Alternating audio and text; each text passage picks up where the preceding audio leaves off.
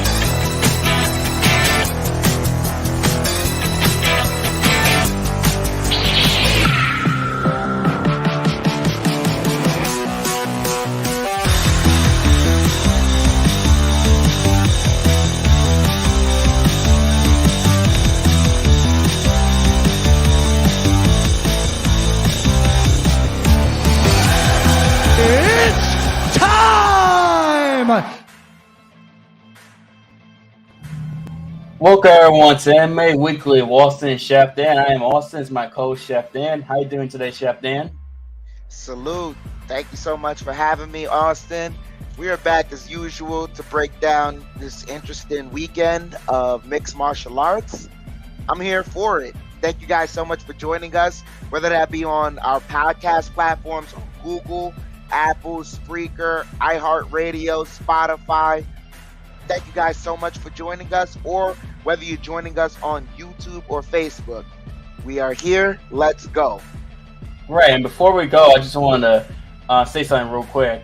Today is July 11th, and July 11th is a special day, and here's why for audio and video watching.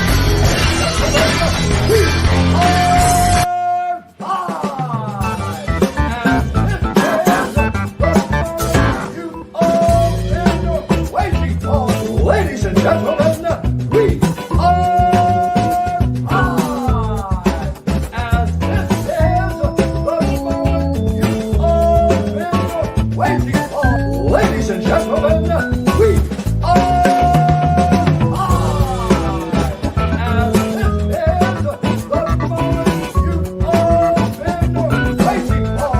Ladies and gentlemen, we are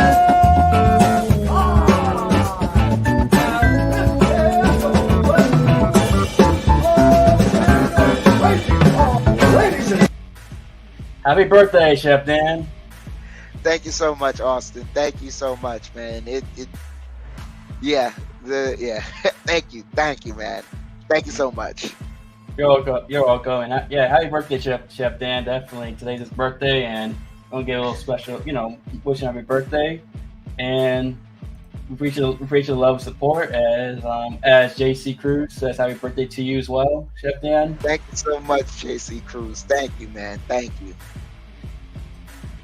Right, and now let's get started. Let's get right into it. Saturday we had a UFC event live from the UFC Apex in Vegas. It was a main event in the lightweight division in the battle of the Rafaels between Rafael dos Anjos and Rafael Fiziev. And this fight, Rafael Fiziev wins this fight in the fifth round via knockout, 18 seconds in the fifth round. At first, I thought it was a bad stoppage, but watching the replay, especially a certain angle, they finally showed the best angle, which was like you see RDA with the ref's not blocking the view. RDA was out. Fiziev followed through with a perfect follow-through shot, landed perfectly, and that's what put out RDA. He got dropped, but it was that follow-through shot that Fiziev landed that knocked out RDA. And so it was a good stoppage from Mark Smith, the referee. I believe it was Mark Smith, if I'm not mistaken. Yeah. Okay, Mark Smith got good stoppage for Mark Smith. And as Fiziev wins the biggest fight of his career against a former world champion RDA, a guy who was ranked in the top 10, as Fiziev moves up in the top 10, and Fiziev fought a pretty good fight. As Fiziev, there's a picture of Fiziev after fight celebrating with the I'm gonna butcher the country's name, Azerbaijan. I know it's in like Central Asia, like south of Dagestan, Russia, west of like Armenia. I forget the name of it. Give me one moment.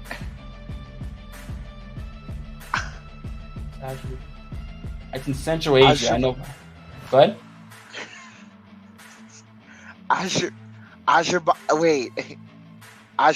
Wait. Never mind. We're not gonna do that. Respect to Fizzy. Respect to Rafael Fiziev. That was a great fight. I'm not gonna butcher it. Keep going, Right. Austin. Keep going. Fiziev had a good fight. Fought well. He was winning 3-1 or arguably 2-2 going to the fifth round. Excuse me. Fiziev did well against some of the takedowns. I mean, they mentioned Fiziev has the second best takedown defense in the UFC currently, behind Kamaru Usman, and he definitely showcased it. To stuff a lot of takedowns RDA through. Although RDA was able to get him down the fourth round with impressive, it was kind of like a slam, but it wasn't. Like he was able to lift up Fiziev on his shoulders and like drop him, which was a very cool spot considering RDA for a while was not having any success with takedowns, etc. But Fiziev looked to be like the better fighter in the stand-up. Although RDA has moments, but he was tagging RDA, especially counter-punching and throwing some shots in the clinch where it'd be some knees, some elbows to frustrate RDA. And he was winning there, doing well to takedowns, and then led to the fifth round after he lost the fourth round, because I think that's the round that everyone agrees RDA won. Although the second round making arguments, but it doesn't matter because Fiziev got the knockout at the end of the day. With nice left that dropped RDA, and then the right follow through as RDA was on the ground to knock him out. And great win for Fiziev, the most important win of his career. He's won 5 in a row. He's in the top 10. He will be. Well, I think he was in the top 10 already, but he's going to move up in the top 10 tomorrow at the rankings come out. But great victory for Rafael Fiziev. What are your thoughts on this fight, Chef Dan? Yeah, you're absolutely right. He's possibly going to move up to number 7, be right behind Beneil Dariush. You're absolutely right. This was a very fun fight in my eyes. I enjoyed this fight from start to finish. Rafael Fiziev, I'm going to just call him Fizzy because they're both Rafaels. Fizzy and RDA. All right. Fizzy was vicious, man. There was even a point, I believe, in the first round where he kicked RDA and RDA tried to block it with his hand, but the kick was so sharp, it kind of just left RDA's arm bleeding all throughout the night. So RDA was dealing with his arm just bleed, like just gushing out blood all down his arm throughout the entire night. And like literally after that one round, you could hear RDA's corner telling him like, hey, we're not blocking any more of those kicks. You're just moving out of the way. So that just goes to show the destructive power that Fizzy had with those kicks. The stand-up was really, really fun to watch. Fizzy was winning most of those exchanges, like you said, but RDA had his moments. I think what really helped RDA was the fact that he could mix in the grappling with the striking. He just, if he could do it a bit more consistently, like Bisping was pointing out throughout the commentary, then it would have helped him out a lot, because the round that he won in the fourth round, clearly, the second round maybe could be debatable, but that fourth round that he won clearly was when he was able to mix in the martial arts. Fizzy, his striking was on point. He was throwing the knees up, like you said. The kicking was really on point. The leg strikes, kicking up top, the kicking in the midsection was very on point. If there's anything that I want to say aside from just, the knockout takes away from what I'm about to say, but I think it still rings true. Two things can be true. I think Rafael Fiziev needs to learn ways to incorporate grappling into his striking, because when he was in the clinch, he wasn't providing a lot of offense to RDA. He wasn't providing a lot of offense then. The moments that he owned the clinch and that he had RDA up against the cage versus RDA, he, provided a little bit more offense in the clinch, but it wasn't enough. And those moments in the clinch I felt could have helped him out, because I think what led to him losing that 4th round was, number one, RDA got on him, but number two, he was tired. He was tired in that 4th round.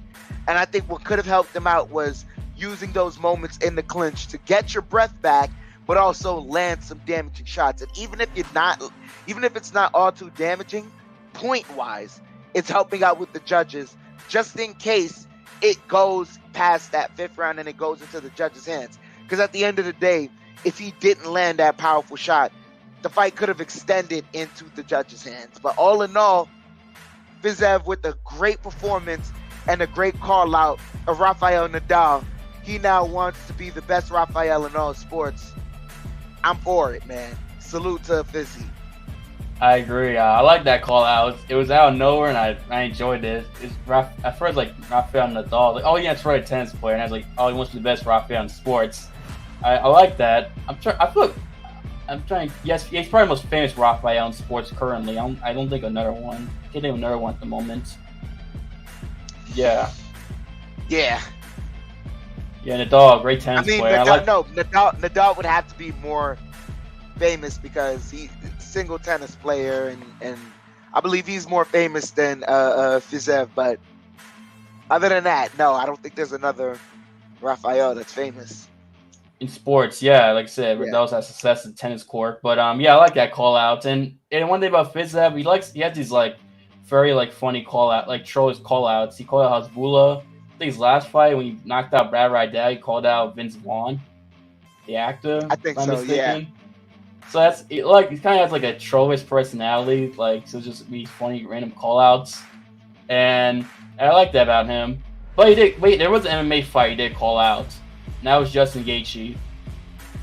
He called him out. He said he wants that fight. He said he feels like it's a good fight, and he wants Gaethje to finish top 5 ranking, basically. Prove he's still a top 5 fighter, and I think that's a good matchup for both fighters, including Gaethje, because Fiziev, likes to stand a lot, doesn't exactly go for a lot of takedowns. Now Justin Gaethje, both guys can finish their opponents. I mean, Fiziev, we still have RDA, and also the Brad Riddell fight, we landed that spinning wheel kick that knocked out Brad Riddell, who's a pretty damn good striker himself. So we know Fiziev can strike, and Gaethje, we all know about his power and stand-up. I mean, Gaethje's got dynamite in both hands. I think it's a good matchup for both of them, and that's a fight I would like to see next. I think it makes sense. If you're Gaethje, be the rising contender, you prove a top 5 contender, you can probably fight. You're definitely right there in top contention. If you're Fiziev, beat Justin Gaethje, you're in the top 5, you're right there in the title picture in this competitive lightweight division. Could be, man. I'd be interested in that matchup. I just know one thing for sure is that that'd be striking galore, and I'm up for that. Yep, so am I. Great fight, and for RDA, for RDA, I don't know why. At first, I thought he was gonna retire because he was taking his gloves off, but he wasn't. And based on the post-fight interview, he's not. So that's a good thing. And like I said, RDA's proved he's still a pretty good fighter, still elite fighter, despite being 37 and being top in the lightweight division and welterweight division briefly for a long time. Still got a lot left in him. So to see what he does next. I'm interested too because he can stick around in this lightweight division. He can still be a competitor.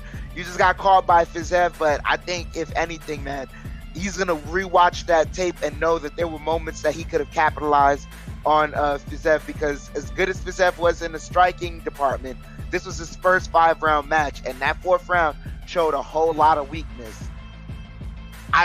I'm excited to see what Rafael dos Anjos does next as well. I'm excited for both of these Rafaels. Same, and I want to give Fiziev credit because I just remember now. Rafael Fiziev is the second fighter to knock out RDA, knock him out, because Jeremy Stevens did in RDA's debut back in 2008, UFC 91, which that's a long time ago. And then Fiziev's the third fighter to finish RDA, because Eddie Alvarez did finish RDA to take the title from RDA, but that was TKO at their barrage of shots. So Fiziev becomes the third fighter to stop RDA and second fighter to knock him out. So that's something impressive as well. we'll get Fizzy, as you call him, his credit for doing something not many guys can do, or have done rather. Excuse me. Oh yeah.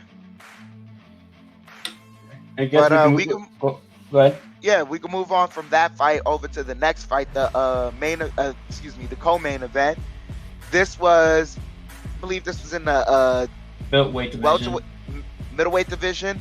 Caio Borralho versus Armen Petrosyan. Caio Borralho wins this one via unanimous decision, and he deservedly so won this fight. There's not a lot for me to analyze with this fight. Caio knew that Armen Petrosyan was a better striker than him, so what he did was mix it up just enough to get it down on the ground. And after that, he just kept control on the ground while trying to get some submission set up and throwing some shots here and there. Armen Petrosyan was able to defend it a bit later on, but at the end of the day, Caio Borralho was able to get him down once again and got a lot of takedowns on Armen Petrosyan and just dominated on the ground. It's not a lot for me to analyze on this fight. I just thought Caio Borralho knew what to do. He said he's out of a camp calling himself the Fighting Nerds because they're all nerds about fighting and they're trying to get their payback on the bullies and they're analyzing the game. It was a smart maneuver to do. It was a chess match at this point for Caio Borralho. Once he entered the ring, it was a chess match, and he just came out, with a sound checkmate.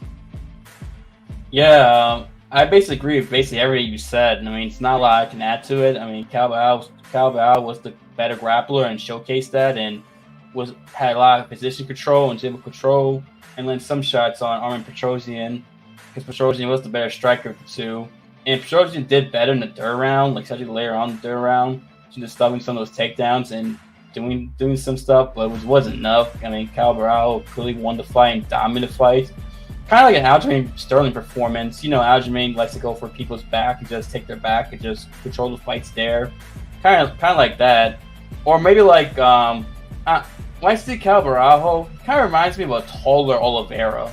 Like Charles Oliveira, but just taller. The blonde hair, the lanky, they're both Brazilian. And by the way, Caio Borralho is no way he's 5'10". He's at least 6'1", 6'2". He looks way taller than that. That's just based on looking at him. He's got the grappling Oliveira.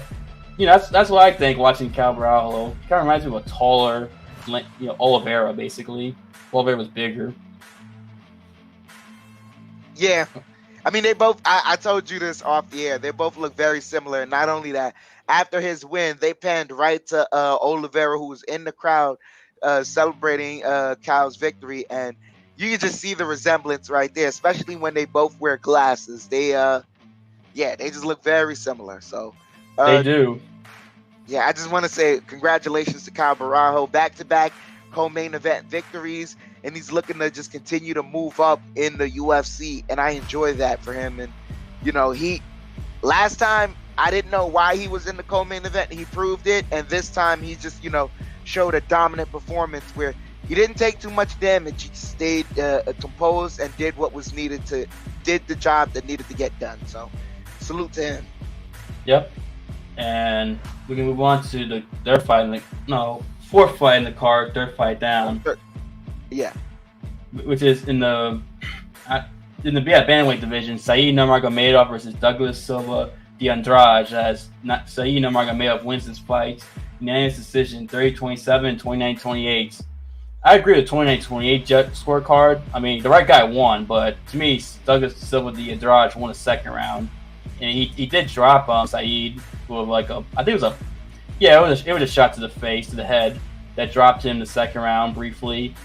And Douglas did more in that second round to win. But overall, this was Said's fight. Said did a good job with his distance, especially the kicks. He threw a lot of kicks, like Taekwondo style, and a good amount of them did land on Douglas. Didn't hurt it, didn't rock him too bad, but still was able to keep Douglas at bay, and they landed. And that's the one thing that really impressed me was the kicks. It was very Taekwondo-esque, and he landed a lot of them too. Body kicks, head kicks, etc. Uses the fact that he was a taller fighter against him, and Douglas still he hanging in there and was a tough guy. I mean, there's a picture of Said landing a jab at Douglas as Douglas' face is all busted up there, And Douglas got a lot of power too. He has 20 of his 20 victories are by knockout and TKO, so we know he's a little powerful fighter. I mean, he's kind of like Jessica and Andrade. They say a similar last name. Both small, stocky, but they got power in their hands. And Saeed, for him to do, be able to neutralize the power and not let it affect him, except for one moment in the second round, showcase how skilled Saeed is. He didn't grapple like you expected Nurmagomedov to do, but still, his stand-up was really on point for most of his fights, and he won. It was a great victory for Saeed. He wins 3 in a row now, and improves his record to, I believe, 16-2 now. And, I forgot. There's something else I want to mention. No, I forget, but sorry about that. Go ahead, Chef Dan. No, I agree with you 100%. It was a great matchup for Saeed against Douglas de Silva de Andrade, but me personally, I think the one thing I came away with watching this fight was that I don't know, like the right guy won, but I felt like Saeed definitely needs to work on his striking. It felt like it was almost a perfect matchup for him. You have the short guy in Douglas who needs to get inside with Saeed versus Saeed who loves kicking. Kicking is the one, when you have a style like that where, you're a kick-heavy style, distance is going to be your friend. So Douglas either had to gamble and run in, or he had to, just stay at bay and get chopped up, which those were his only two options, and he had to choose. When he chose to rush in, the thing that kind of made me say that Saeed needs to work on his striking, how many spinning attacks did Saeed do? Several. I forget. It was to a point where it was unnecessary, and the one time he did get caught, the one time he got caught in the second round was when he was doing a spinning attack. He got caught another time where he stumbled and stayed upright, but Douglas was timing the spinning attacks as well. So that made me say, like, this guy definitely needs to work on the striking because he's too comfortable with the kicking. And when someone gets in close, he thinks that, if he lands a spinning attack, which it's true, you land a spinning attack with the velocity, you're prone to knock your opponent out. But it works just as well if you can time it correctly and just extend your arm. Yeah, that's a good point. I mean, if you land a spinning attack closely, you could definitely drop opponent, maybe knock him out. I mean, we saw with Muhammad McCann and John Wayne Lee in their fights, this year, just for example. But also, spinning attacks can go wrong. We've seen plenty of fights where if you keep throwing them, someone can time it. If someone times it perfectly, you can get dropped or knocked out yourself. And that's a good point there, Dan. Definitely to work on the fundamentals of striking. Not as a especially, his hands. Doesn't have to always throw spinning attacks or fancy stuff. So you don't want to become like a Michel Bahia. I used to be, Michel Bahia was known for doing fancy stuff, but it cost him in fights. But now he's toned it down. Now he's won 5 in rows in the rankings. If Saeed can do that, I mean, Saeed can get in the rankings himself, considering he's very close to the rankings himself. I mean, I need one more victory, and he might get ranked in the bantamweight division, although the bantamweight division is pretty damn stacked right now, just like the lightweights. Oh yeah. So it was all in all for me. It was a good victory for Saeed, but it didn't make me make me walk away, with that same feeling he gave me last time I saw him, where it's like, yo, this guy is just dominant. You walk away the second time, and I kind of watched it going, I think there's some guys in the ranking, especially that division, as stacked as it is, that watched this tape and said, there's a lot more holes, and there's a lot more, there's something I could work with here where I could stop the moment. If he gets hot enough and he keeps doing these bad habits, I could stop the momentum cold, and I could help myself, and boost my career and my ranking. Yeah, that's true. In this performance, I didn't realize this till afterwards that Silva de Andrade had fought Petrosian back in the day in 2018, and I guess this performance kind of makes me respect Petrosian more, considering Petrosian made him quit on the stool, which, I mean, Saeed hurt Douglas, but Douglas kept going forward, so it's kind of like, one of those forms you realize just how damn good Petrosian is. And also, like you said, with Saeed, you got, maybe work on, not doing so much spinning stuff, work on the striking, so that way you don't get caught, you don't become predictable, especially if you want to become champion. But yeah, great points you made there, Dan, about Saeed. Yeah, but we can move on from that fight to the next fight on the card. Well, this was the third fight on the card, fourth fight we're discussing. In the heavyweight division, Chase Sherman versus Jared Vanderaa.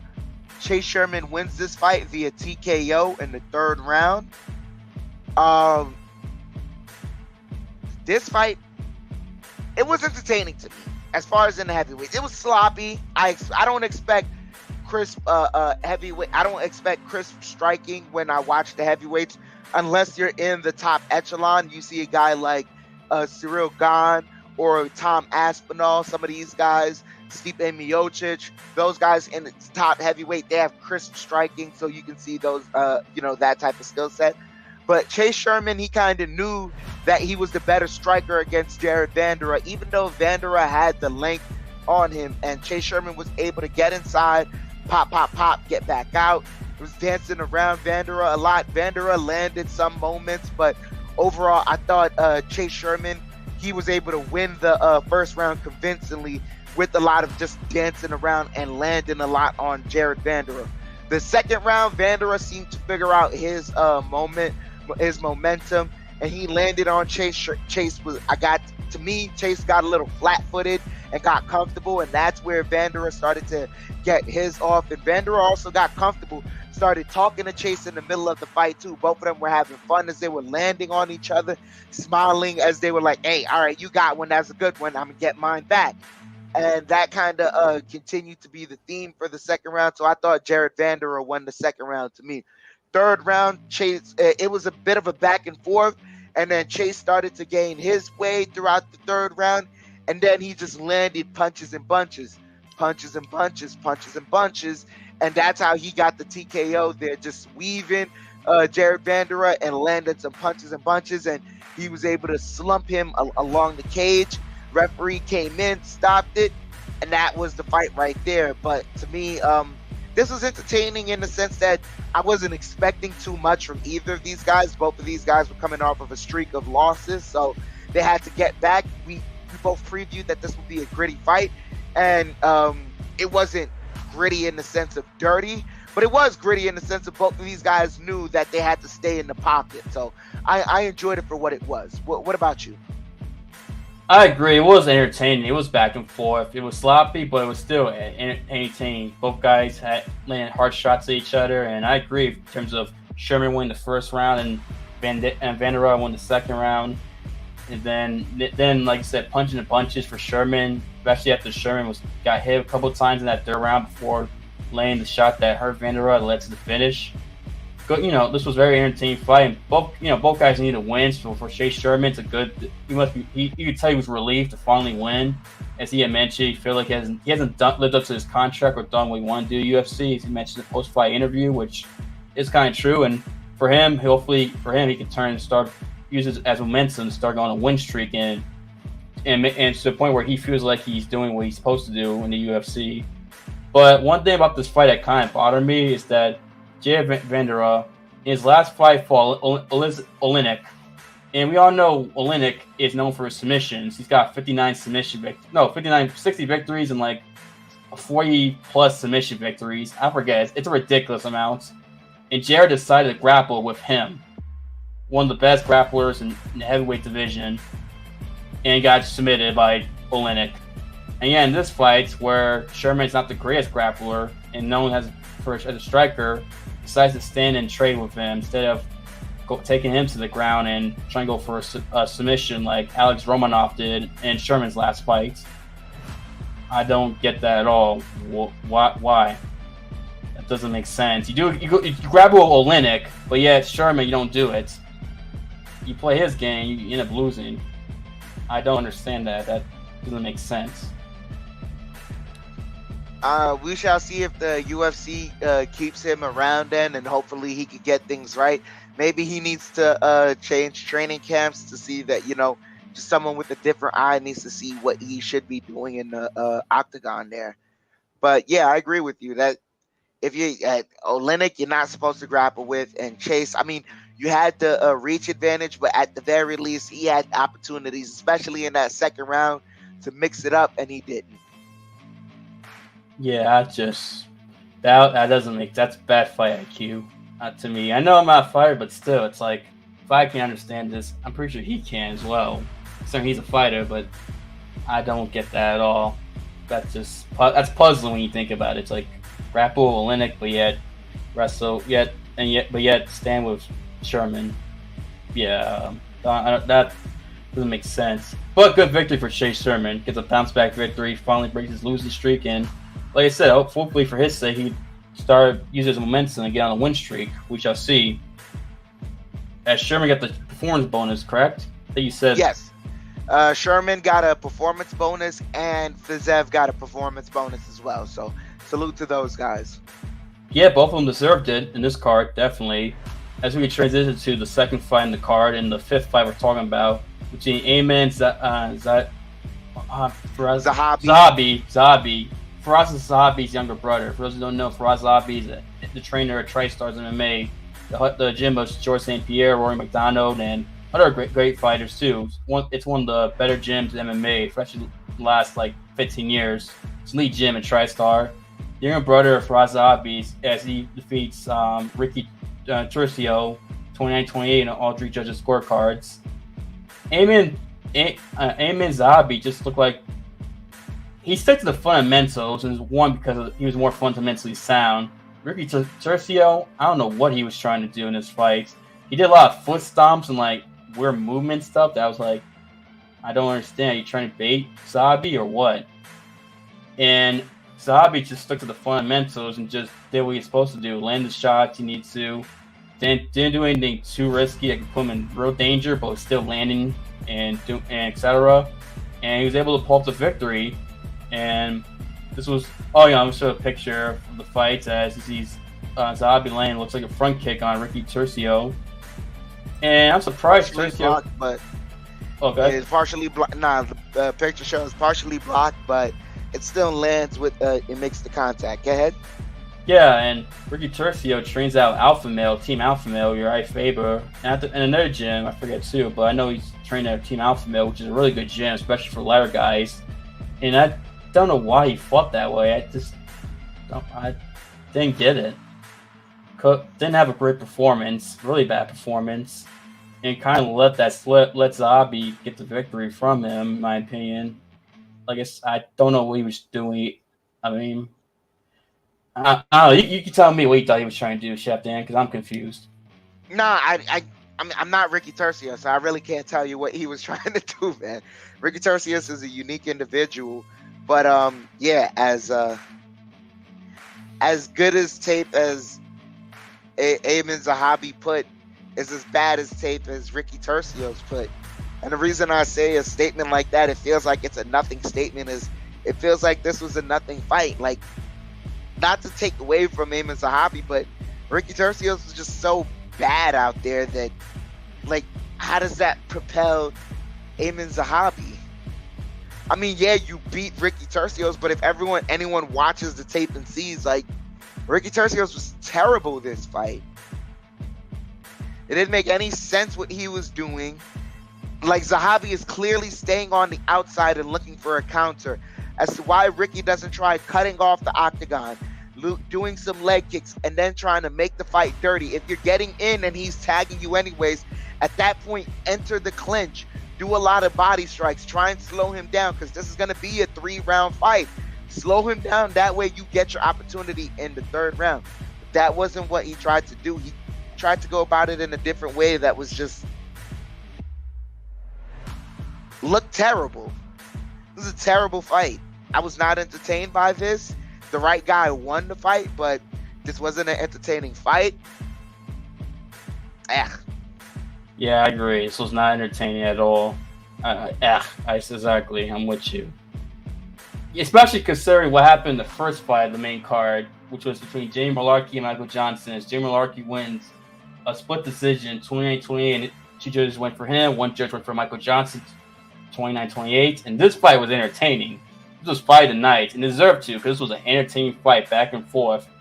The controversy of this fight is the first round, because the second round was Jamie Mullarkey's, and then the 3rd round was Michael Johnson. I think you and I can agree. I think everyone can agree with that, right? Yes. The first round's where it's like where people debate who won that round.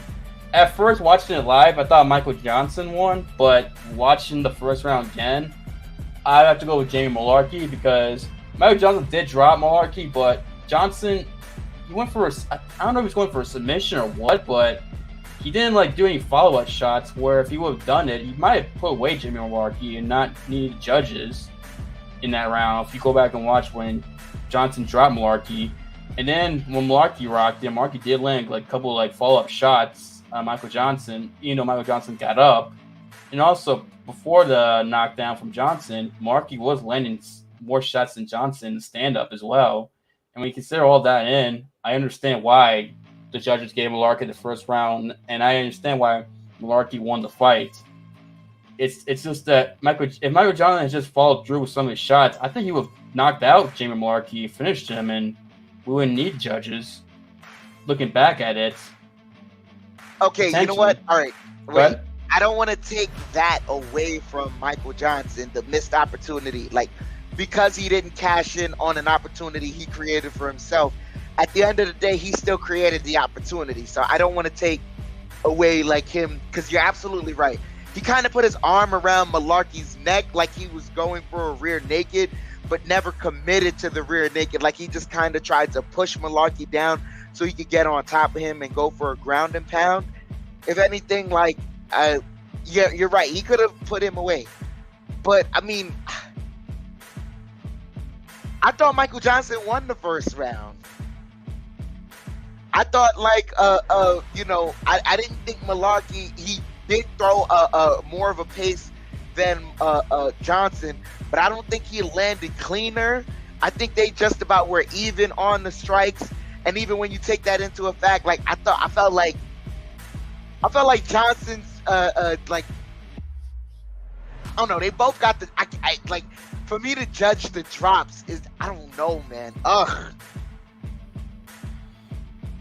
They both dropped each other in that first round. That's the way that first round entertaining. Like, I can't, for me to be judging each drop, it feels nitpicky. I mean, this is definitely a contender for round of the year so far. I think maybe at the end of the year we might look back at this round. Maybe, depends. Maybe, but yeah. If so that far. is the case, look, if that is the case, I will say that would be a lackluster year because other than them two dropping, I'll say this, other than them dropping each other, if the round persisted the way it did without the drops, would that have been a contender for round of the year?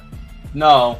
I'm just remembering that. I was about to say, any of the rounds between Yair and Glover could be round of the year. Let's just be honest. That's what I'm about to say. Like, there's like that fight might be, if anything, the third or fourth round, you got to decide between one of those two. The third. I mean, it's a contender, not like it's gonna win, but like something that people talk about. Oh yeah, that round was entertaining. That's what I was trying to say. Like, you know, something around the year you mentioned rounds that you thought were entertaining. Like, this one will be, but definitely won't win it. Compare Glover, Yair, or any of the rounds. Look, the Yair Glover fight, the fifth round could be considered the most entertaining round of the year because Glover had the one up on Yair.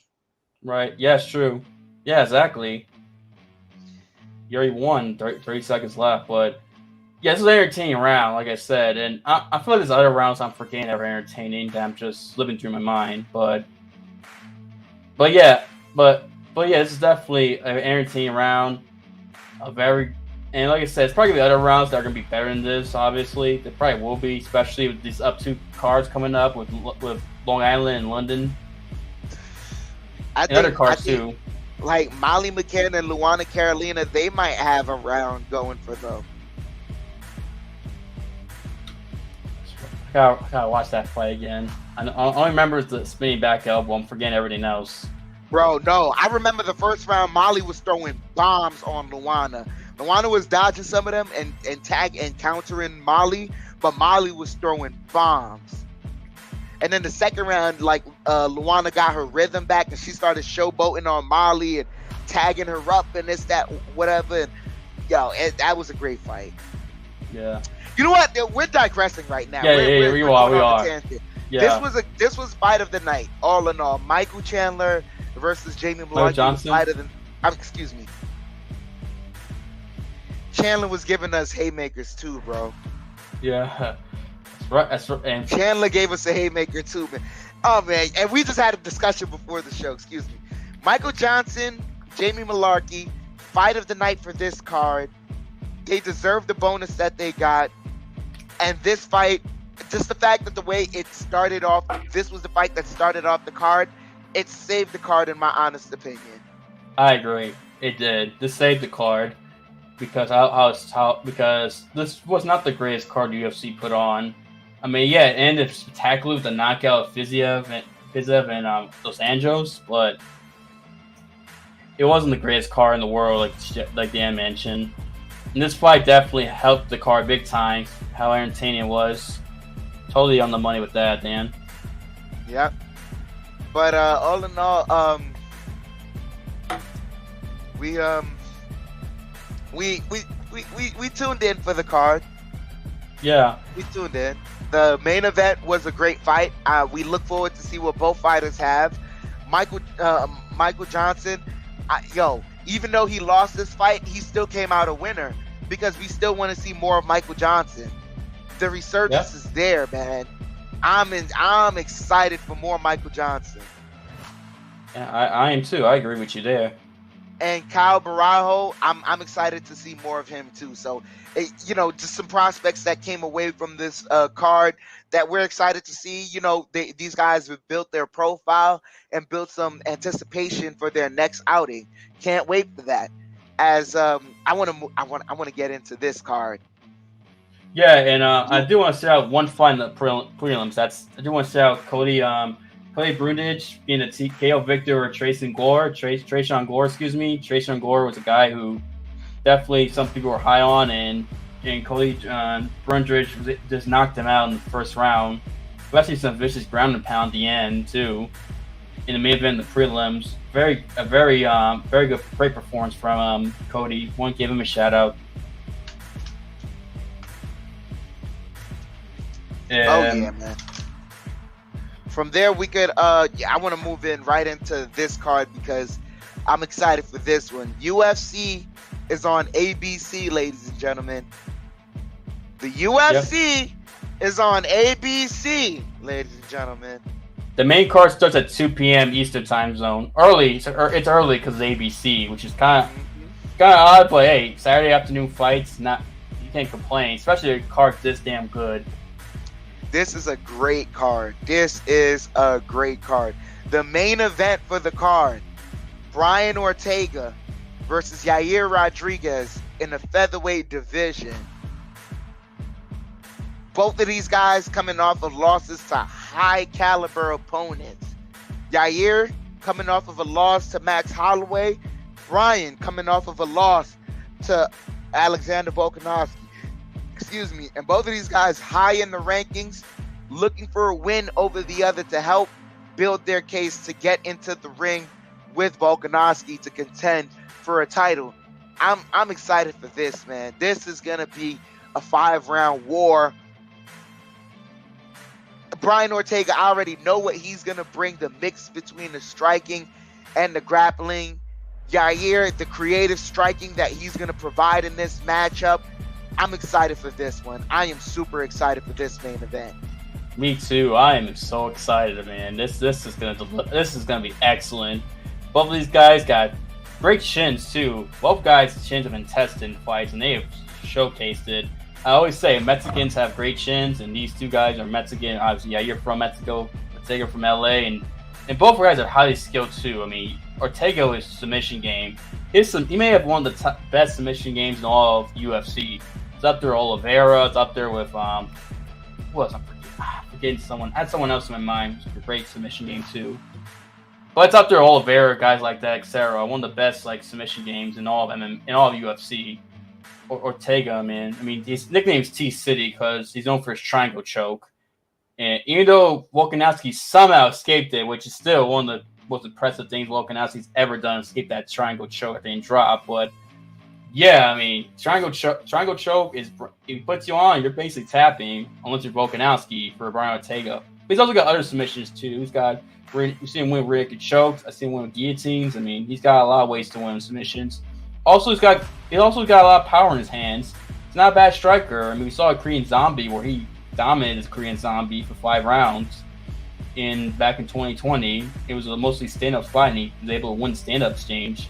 And Yair Rodriguez, we mentioned creative striker. I mean, this guy is striking so damn creative. It's fun to watch.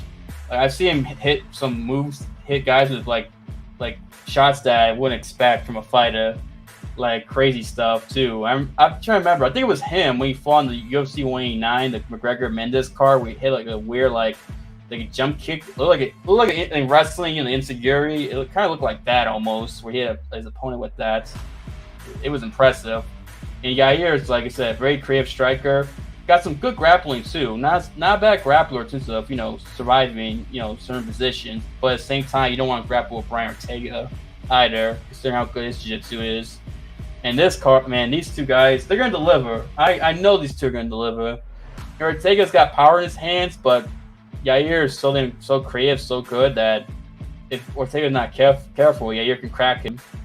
And plus, I can't forget Yair's elbow knockout, Korean Zombie, back in 2018, the UFC 25th anniversary show. Like 1 second left. Remember, he lands that elbow upward like this. Because I'm trying to demonstrate for audio listeners how Yair finished the fight. If you don't know what I'm talking about, just go on YouTube, find it. It's one of the greatest finishes you'll ever see in MMA history. And even though, especially considering Yair was losing that fight to Korean Zombie, he was about 1 second away from losing. He came back and won. And yeah, both guys very good in their respective game. Grappling for Ortega, but he's got good strike, not bad stand up, and very good power in his hands. Yair is, very great creative striker, very good on his feet, and also not bad grappling wise. And like you said, both guys kind of losses to the two best featherweights in the world. Volkanovski for Ortega in the title fight, and Yair lost to Max Holloway back in November. So these are two elite featherweights in the world, probably two of the top 4 featherweights in all of MMA right now. And whoever wins this fight, is closest to getting a title fight. I personally think if Yair can somehow finish Ortega, which I don't expect that. I'm just be honest with you. Let's say hypothetically he does. I can see him fighting Volkanovski next, considering he's never fought Volkanovski. He's in the top rankings. Potentially. I'm not saying it could, but it can. Some people might want to see that potentially if Yair would finish Ortega. I could be wrong, but that's just a hunch I have. Nah, you're absolutely right. Anything could go with this fight. And like Volkanovski asked, it seems like the division is getting their ish together, and they're finding the contenders. The guys they're separating themselves, and we shall see how this goes. As we move on from that fight to the co-main event, I'm excited for this one as well, because both these ladies coming off of losses, they're gonna be hungry for a victory. And not only that, I expect a lot of striking here in this fight. Michelle Waterson versus Amanda Lemos. What is this, in the strawweight division? Yes, women's strawweight division. Women's strawweight division. So Michelle Waterson is moving up to strawweight. Moving down to strawweight. She fought flyweight? I thought she was strawweight. She was flyweight. No, you sure? No, I thought she was a strawweight the whole time. I could have sworn. I got her at flyweight here. Really? She's been a strawweight. You sure? I thought she's always been a strawweight. Her and Rose fought. Remember, main event of a UFC fight card. She's a strawweight. Yeah. Okay. The information I got. Yeah. All right. But this is gonna be an interesting fight too. Me personally, I know Michelle Waterson. I haven't seen her since she lost. Like, when was it? That was like a while ago. Like last year. Yep, last year against Marina Rodriguez in a decision. And Marina's moved up the ranking. She's about to fight, I believe, Andrade in Paris. Yes. No. Andrade's fighting Manon Fior in Paris. That's right. Marina Rodriguez. I'm trying to remember. She's scheduled. No, that's Mackenzie Dern fighting Yang Xian. It's not Rodriguez. She got no one. I think she wants to title fight against Carla Esparza or Rose Namajunas. She wants one of those two ladies. I mean, fair for her.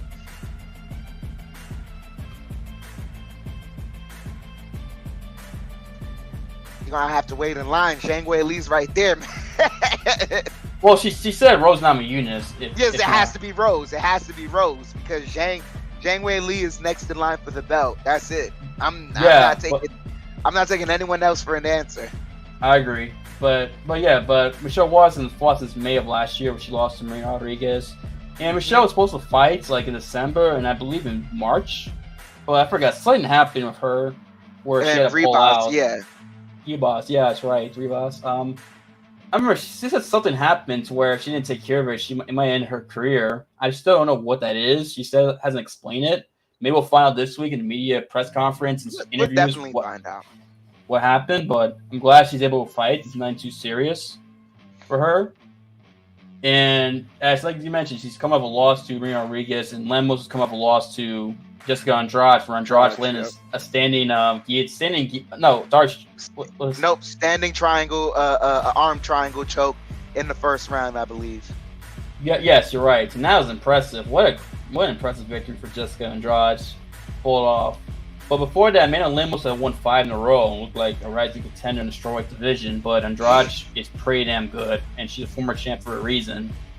And also Michelle Waterson is someone who's been in the game for a while and is a striker mostly. You know, she's got a good amount of submissions as well. I believe she's got let me see, 6. No, I think she's got 9 subs. She's won a lot of fights via submission, but I don't know if Lemos is gonna. I think Lemos is working on her submission game. I don't think she's gonna catch Lemos with a submission. I lean towards Lemos in this fight, although the age difference is Lemos is only a year younger than Michelle Waterson, but Michelle Waterson's been fighting for a while, a lot longer it seems like, and has taken more damage than Amanda Lemos. So I think that might play a factor. Is why I'm leaning towards Amanda Lemos. But I'd be surprised if Michelle Waterson wins. Not necessarily, because I could see Michelle pulling out, using veteran tricks to pull out victory personally. But it's a very competitive, fun fight for the co-main event, this Long Island card, in the strawweight division, which I always say is the best women's division in all of MMA. I've been saying that, and I still say it, despite the title fight, how bad I was. But we're not going to talk about that. Yeah, but me personally, I think this fight is going to be all about striking. I don't think Lemos may try and take it to the ground second, third round, but I think this fight is going to be all about the striking. And I'm excited to see both these competitors strike and who comes out on top, who's the better striker. I think Lemos has more power, but Waterson, if she can provide more creative striking, it'll be an interesting matchup. I agree. I was about to break up the power of Lemos. Lemos got 7 KO and TKO victories. She's got more power in her hands. But you mentioned Waterson can have the creative striking. It could definitely favor her, and it could definitely lead to a decision victory for her. But yeah, I mean, great points you mentioned there, Dan. I'm excited for this fight. This fight should deliver. Like I said, this card's good. I'm excited for this Long Island card. Yeah. As we move on to the next fight on the main card, it's also interesting. Liang versus Muslim Salakov. I'm not familiar with Muslim Salakov. I'm not. I think I might have seen him fight before, but I'm not too familiar. I know he's 18-2 as I read the sheets here. He's got 12 KO and TKOs, and I believe he's won. I think 3 in a row, if I'm mistaken. Let me check his. Yeah, the last fight was against Francisco Trinaldo. It was a decision, but a lot of his fights, he hasn't won. He hasn't had a KO since 2019. Last couple of fights have been decisions, so he may be looking for a finish here to boost his name back up into the prospects and trying to get ranked. Right, and Muslim Salakov has won 5 in a row. Like you mentioned, his last fight was a victory with Francisco Trinaldo back in June of last year. So it's been over a year since he's fought. He hasn't fought a lot recently. He hasn't been as active. He's fought once in 2020, once in 2021. Now he's fighting again. Maybe COVID had something to do with it, restrictions potentially, but going against the Liang you mentioned, Leech, who's come off that loss to Hamzat Chimaev back in Abu Dhabi in October. And Leech's got a lot of power in his hands. He's very good striker. He's got 9 KO TKOs, 18-7 record. He's ranked number 14 in the welterweight division. And I think the Leech is going to bounce back personally. I can see the Leech, catching Muslim Salakov and maybe not finishing him, but landing cleaner, crisper shots, maybe more heavier shots to where Muslim can't really go off and really implement his game plan. I can see that where, especially considering the Muslim hasn't won a fight since 2019. If he gets finished, he's been going to decision a lot of these fights. So I can see maybe the Leech having more power, or maybe being a quicker fighter and landing more shots before Muslim can, hurting him, and basically winning via unanimous decision, and just being the better striker, in my opinion, at this point, considering Muslim Salakov is 38 years old, I believe. Yeah, I believe so. He is. Yeah, he's 38. 38, yep. Right. Yeah, he's 38, and Leech, I know.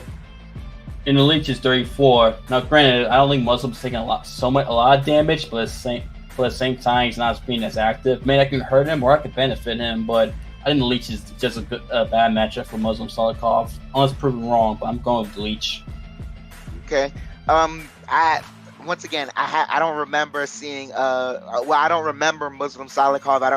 I don't have a recollection of this last fight in my mind right now, so I don't want to do too much of a judgment here. I'm just gonna wait until the fight comes up, and I'll be entertained there. As we move on from that fight to the next fight on the main card in the flyweight division, Matt Schnell versus Sumerdagi. Funny enough, man, I think this is also going to be held up in the striking zone because both these guys are very good grapplers. Yeah. Summa G has definitely proven his grappling in his recent performances. Before that was his weakness because his 4 losses were by submission, but he's worked on that ever since, and he's gone better. And Matt Schnell, you mentioned, is a grappler. He's got, I believe, 8 submission victories, if I'm mistaken. Was 15 victories. Yeah, 8 submission victories, yes. And this is going to be a striking matchup. And if it's going to be a striking matchup, I'm favoring I don't think Matt Schnell has the advantage there, because one thing about Matt Schnell is that he's been knocked out before. He's been knocked out like 3 times, and I think with Sumerji, he's got 13 KO and TKO, so that tells you about the power of him. I think if he lands the right shot, he can knock out Matt Schnell. Personally, this seems to be a bad matchup for Matt Schnell, unless he can take him down, which I don't know if he can, considering how much better Sumerdagi's gotten. Yeah, I agree with you there 100%. I think this is Sumerdagi's fight to win / to lose. He just has to be on point with the grappling defense. But after that, I think he has way more power than Matt Schnell. Matt Schnell is a bit longer than Sumerdagi, but I think Sumerdagi still, with that length, with the length advantage that Matt Schnell does have, Sumerdagi is still the better striker to me. He looks cleaner when he's striking, and he also has a lot more power than Schnell. So, yeah, this is Sumerdagi's fight for me. Right, despite the layoff, because Sumerdagi hasn't fought since last year. I believe January of last year. Let me see. Yes, it's January of last year. He hasn't fought, so maybe the ring rust, octagon rust could hurt him, or maybe he's on a cruise where he doesn't believe in, and it wasn't affect him. We shall see. But I'm leaning towards Sumerdagi. I think this is his fight to win or lose. That's a good point, especially with the power. And Matt Schnell has been knocked out several times, and it's been finished before. So, but Matt Schnell could pull off the upset, in my opinion. Maybe get to the ground, maybe try to submit him there. Although Sumerdagi, like I said, his grappling defense has gotten better. Yeah. As we move on from that fight to the next fight on the main card. This one, I got fireworks plastered all over this one. This is potential fight of the night. I'm going to call it right now. Shane Burgos versus Charles Jourdain. I agree. This fight of the night to me. This is fight of the night. If Ortega Yair's not fight of the night, this is fight of the night. This is fight of the night. This is fight of the night. I'm excited. I'm a little biased because I am a Hurricane Shane Burgos fan. He's from the Bronx. I'm from the Bronx, so I do have a little bias towards Shane. I'm gonna be honest with you. I mean, but I'm not. But I know Charles Jourdain's not exactly a pushover either. Charles Jourdain's won 2 in a row since losing to Julian Erosa. Although I think that fight, I am going to touch on that fight briefly. Charles Jourdain's got 8 TKO KOs and 4 subs, so most of his victories are by finish. But I think Shane Burgos might be a little bit better fighter at the moment, considering Shane Burgos got a great chin. I mean, the only guy finishing was Edson Barboza, that weird delay finish last May. That, you know what I'm talking about, yeah, where his body it took 5 seconds for him to fall, yeah. Other than that, he hasn't been I know Calvin Kattar did finish him, but that was after accumulated shots, and Calvin Kattar, we all know, is really damn good. And so is Edson Barboza for surgical striking. I mean, Josh Emmett didn't pull him away, which is saying something considering Emmett's got power. And I don't know if George Thing's got some power, but at the same time, he didn't put away Julian Erosa, and Julian Erosa has been knocked out 5 times, and Erosa ended up submitting him in that fight. So I do wonder if the power is going to be there where he can really hurt Shane and maybe finish him. And I'm not sure if that's the case. I think Shane's got the power. Maybe seems like to be the better striker of the two. Maybe arguably, I'm gonna say arguably because Charles Jourdain is pretty good. I don't want to disrespect him like that. But I think Shane's fought tougher competition. I think he's got just as skill as Charles, not a little bit more skill, and Shane's got 5 submission victories as well. I'm pretty sure a lot of them are due to him dropping his opponents and him going for submissions, I believe, if I'm mistaken. But still, he's got that working for him. And I think Shane Burgos will win this fight. He's fighting in Long Island, which I know it's not far from the Bronx. I know he lives in Monroe, New York now, which is upstate, but still, he's from the Bronx. He fought at Madison Square Garden, did well there. I don't think the pressure's going to get to him fighting in his home region or technically hometown, because I know Long Island's considered 6th borough for some people. But yeah, I'm rocking with Shane Burgos. I'm trying not to be biased because I am a Shane Burgos fan. Nah, that's fine. I'm a bit more of a Charles Jourdain fan, but everything you brought up, I can't disagree with that. And if Burgos comes out winning this fight, I wouldn't be surprised based on what you said there, because being a Jourdain fan, you still see Burgos as man, that guy, he is a tough combination to crack that not a lot of people have found a way to crack that combination. And Burgos is so his striking is so excellent. The way he gauges distance is so excellent. He's another guy. He's another one of those guys that when you see him float dance in the ring, it's man, there was nothing else you could have done in life that would have made you more happy than being in this octagon, because he's just such a natural at it. And it's just gonna be fun. I think this is gonna be fireworks. Burgos is the favorite to me, but at the same time, I'm just gonna have fun watching this one. I'm excited for this. I am too. Like I said, this definitely has fight at night potential. That I agree with you there. As we could transition from this fight to the first fight of the main card in the women's flyweight division between Lauren Murphy and Miesha Tate. Miesha Tate moves down in weight, fighting fly for the first time. They were supposed to fight several times. I know they were supposed to fight in the pay-per-view 2 weeks ago, but something happened with Lauren Murphy where she had to pull out. They had to reschedule it for this card, which helps out the Long Island card because really it makes this card. This card didn't name. This card is already stacked as it is. Now it gets more stacked with more important fights, considering Miesha Tate's fighting. We're going to see her in the flyweight division first time ever. How is she going to look? Is she going to look the same? Is she going to have a strength advantage? It depends on her weight cut, in my opinion. Miesha Tate's a great weight cut. I think she's going to be stronger than Lauren Murphy. I think Miesha is a better grappler than Lauren Murphy, and I think if she can make this to a grappling fight, I think Miesha could dominate and win this fight against Lauren Murphy. If her weight cut, it goes well and she feels natural. If it's a bad weight cut, I think Lauren Murphy will definitely beat Miesha Tate. But it's a lot of variables with the weight cut, but I think that's just my honest opinion. I think it's going to matter, the weight cut for Miesha, considering she's never fallen this weight before. No, I agree with you 100%. Misha has the advantage coming down to weight, and then fight night you actually get to. They're gonna weigh you one more time, but it's nothing official. They're just getting your weight at the night of the fight to see what it is, and she could end up being something of a weight bully that night. Plus, she's a grappler. If there's anyone that I know that will throw around her weight in the ring, if she's got the advantage and take advantage of that and be dominant in the grappling positions, is Miesha Tate. So I'm excited to see what Miesha Tate's gonna do in this fight.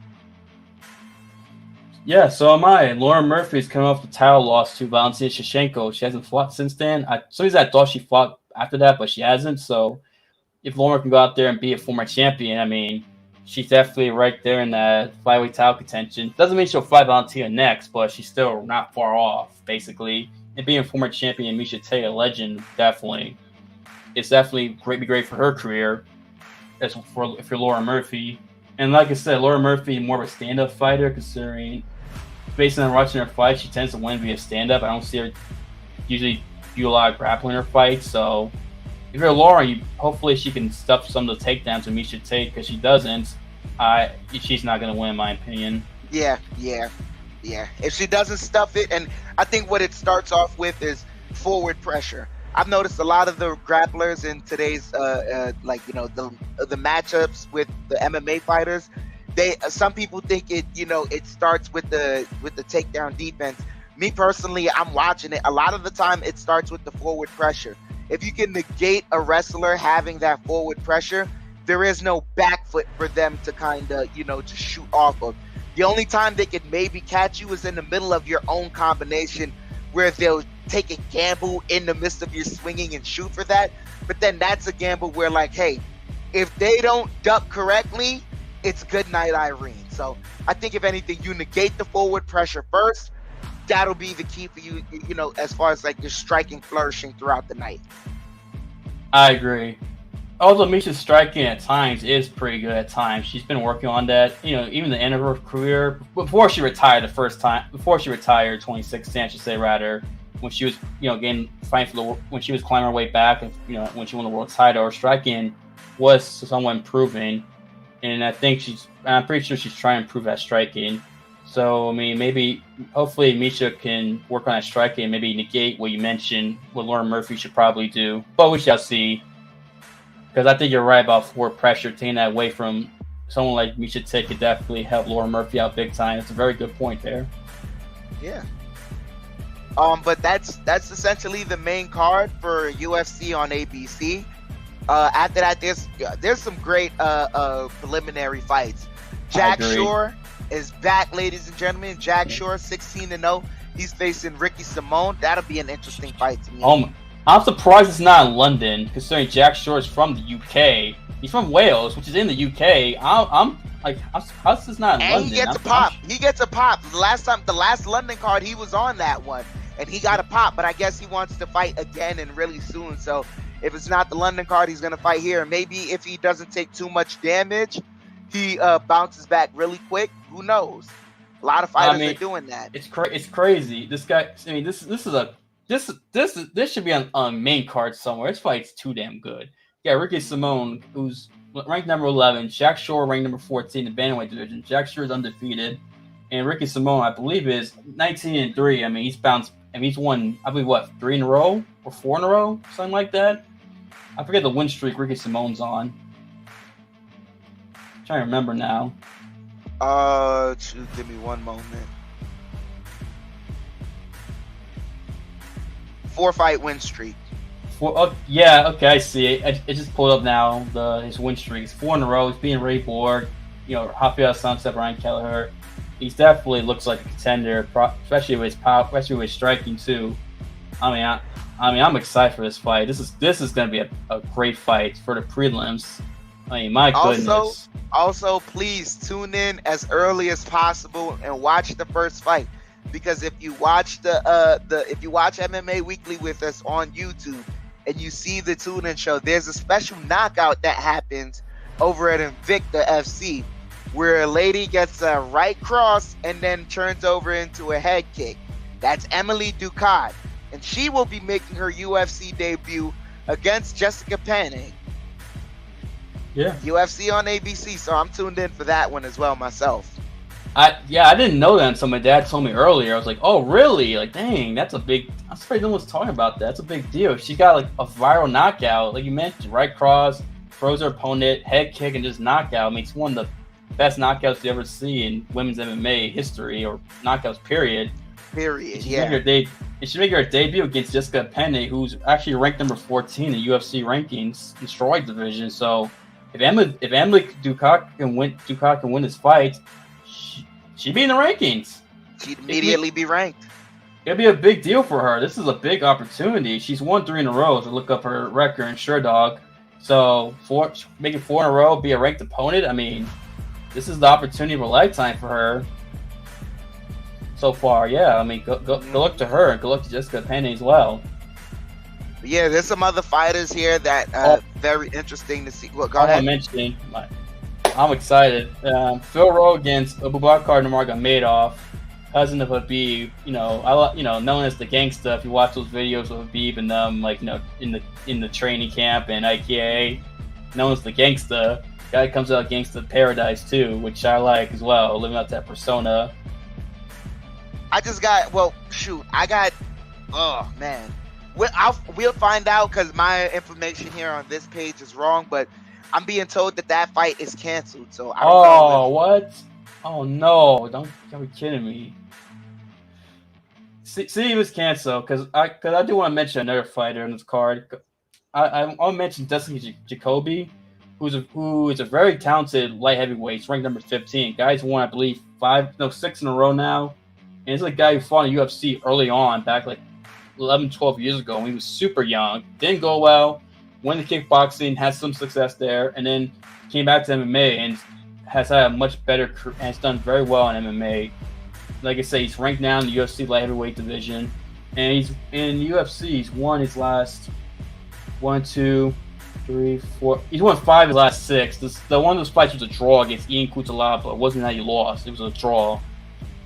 He hasn't lost in about 6, 7, actually 8 fights. I think his last 8 fights, he's 7-0-1. The one being a draw. So I mean, Dustin Jacoby is a very talented fighter, talented kickboxer too. Guy's got 10 knockouts and TKOs with 17 victories. So he's going against Don Un Jung in this upcoming fight in the prelims too. Who Jung's 15-2, so he ain't no slouch either. Should be a fun fight. I don't think the fight's. I don't think it's canceled. Oh, it may not be. It may not be. I think it's still on. Okay. Hopefully, because I do like his personality, Abubakar, the Nurmagomedov, the gangsta. And he's a good fighter too. He's 17-3-1, I believe now his record. He won his last fight in Abu Dhabi. And obviously trained with AKA Javier Mendez, Habib being his cousin. Like to see him do well. I'm excited for that fight.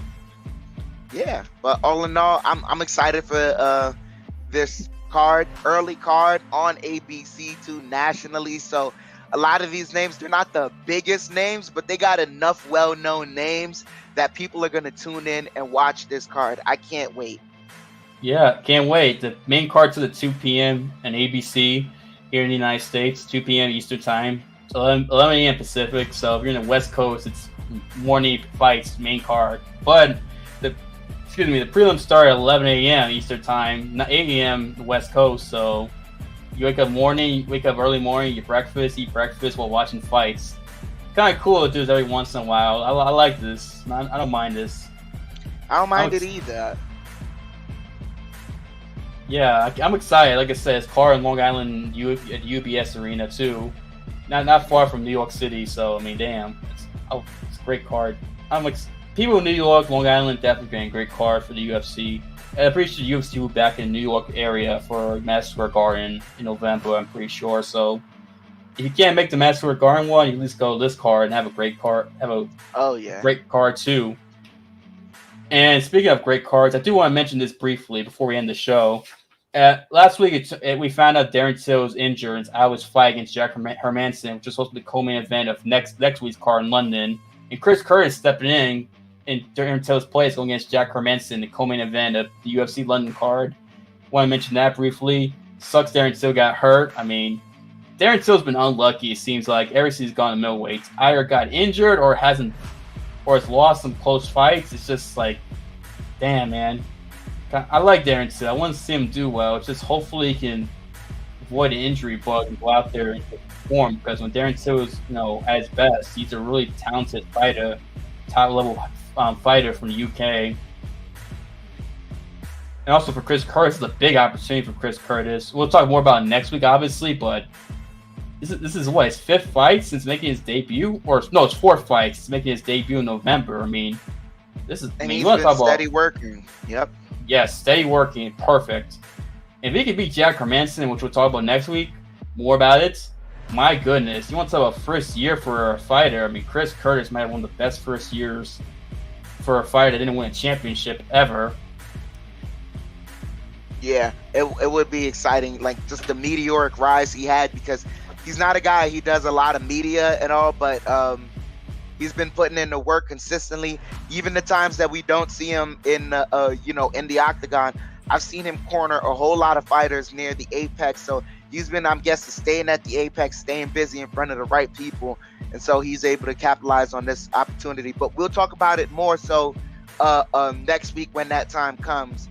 But from myself, thank you guys once again for the birthday wishes. Thank you guys so much for tuning in and breaking down MMA, because this is what I love to do at the end of the day. Like, today's my birthday. I would have rather be nowhere else but breaking down some MMA, breaking down some Knicks, breaking down sports generally. I'm a sports head and I love it. So thank you guys once again for this, man. Yeah, thank you guys for watching and listening to us, whether it be watching us on YouTube or Rumble, or listening to us on podcast platforms like Spotify, Google Podcasts, Apple Podcasts, Reason That Fan, etc. Appreciate the love support you guys give us. We appreciate so much. We're very grateful, me and Dan, and happy birthday to you, Chef Dan, once again. Hopefully you have a great birthday. Whatever you do for your birthday, hopefully it's wonderful, and you get a great cake as well, whether it be ice cream cake or regular cake, whatever cake you like to eat. Strawberry cheesecake. That's pretty good. Hey, that's pretty good. Yeah. Strawberry cheesecake. Imagine all the great bakeries in Brooklyn. I mean, yeah. But yeah, hopefully you have a great birthday as well. And thank you everyone for listening, watching us, supporting us. And don't forget to support the program. Donations would be great. If you can donate through these links right here, definitely appreciate it. Through the Cash App, etc. And thank you guys for watching us and giving likes to our videos as well. We appreciate that as well. And look forward to next week to breaking down this exciting Long Island card, which I will deliver, and I think it will be a great card. And then we can't wait to break down the UFC's return to London at the historic card in March. I mean, back-to-back great cards. I mean, the last 2 cards have been iffy. These next 2 are going to be, I believe, going to be fan-freaking-tastic. I can't wait to break it down, watch it, and talk to you guys about it. I mean, I'm just, let's go. And I do also shout out to Maria in the chat, wishing you happy birthday, Dan. Thank you so much, Maria. Thank you. Yeah. Yep. And we appreciate you, Maria, and everyone else who watches, listen to us. And we'll see you guys next week. I'm Austin. This is the Birthday Boy Chef Dan. We'll see you next time. Peace.